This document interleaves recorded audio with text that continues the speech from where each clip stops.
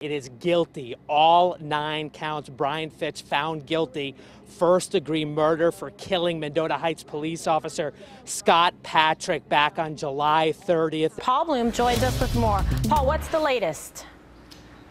Well, Kimberly, been working this story for a couple of days now. This is scary stuff for our community. We know that a group of young men, mostly Somali immigrants, have been recruited to travel overseas in the name of jihad. The transformation up here in Osseo, incredible. This game between Lakeville North and Totino Grace underway already. And think about it, Osseo got more than half a foot of snow. Take a look at how much had to be cleared off these fields. These snow piles are huge. It wasn't easy work. The one thing that the jury is going to have to kind of come to terms with is some of the testimony of the witnesses who are, for lack of a better term, meth heads. I mean, these are people who are down in the dumps, people. You'll only see it on Fox 9. Paul Blume joining us with the exclusive video. Yeah, Jeff and Kelsey, in light of what happened and the injuries Isaac Kolstad suffered that night, of course, this video for some people may be difficult to watch, but of course it does provide the clearest picture yet of exactly what happened in this alcohol-fueled altercation graduation weekend down in Mankato. And what it shows, without a doubt, is Kolstad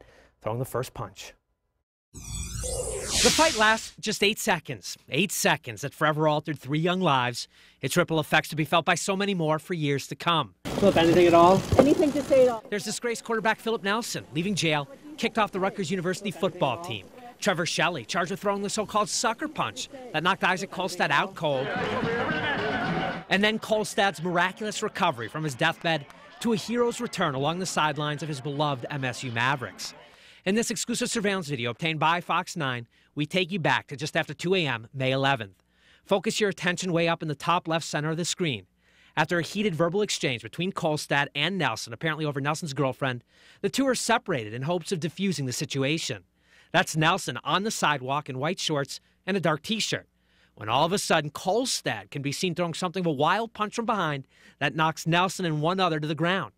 Nelson's attorney has said his client was dazed, having suffered a concussion, and has questioned why Kolstad isn't charged with assault himself. One of the officers agreed that Isaac Kolstad should be charged. From that initial knockdown, the fight is on. Kolstad slides across the street towards the front of the stopped car when a third young man, authorities have identified him as Shelley, winds up and delivers a blow that sends Kolstad to the pavement unconscious. A fiery Nelson then appears to wind up and deliver a kick at the vehicle's driver's side front panel that authorities allege connected upside the head of a helpless Kolstad. Nelson is then seen pacing away with who appears to be his girlfriend. Shelley takes off running. Now in real time, the Kolstad punch. Nelson goes to the ground. Shelley steps in, winds up. Kolstad is out cold. Nelson lands that kick. I've asked prosecutors in the past what Kolstad's apparent instigation with that first punch might mean when and if the case gets before a jury. It is what it is. This is a situation where there is an altercation between various individuals, but at the point in time, you also have to look at the video. Well, we now have looked at that video. Mankato police telling me today that if his injuries weren't so severe, it is entirely possible that Isaac Kolstad would be facing a misdemeanor assault charge for decking Nelson. Tragically, this father told me today he wishes he could switch places with the little girl who never made it out of the home behind me Sunday night. His guilt overwhelming.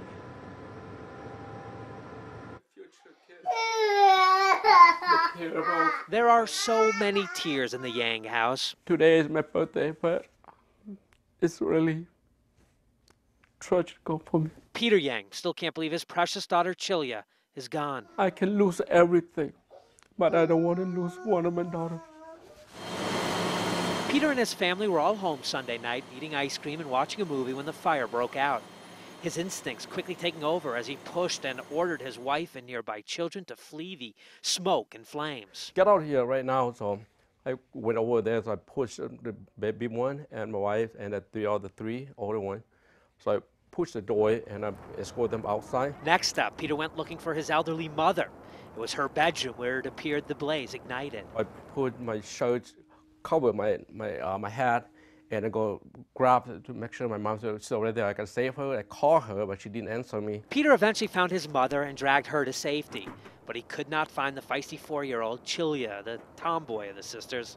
The situation growing more and more desperate as Peter ran inside and out 6 or 7 times to breathe in fresh air and to feel around and call for his child.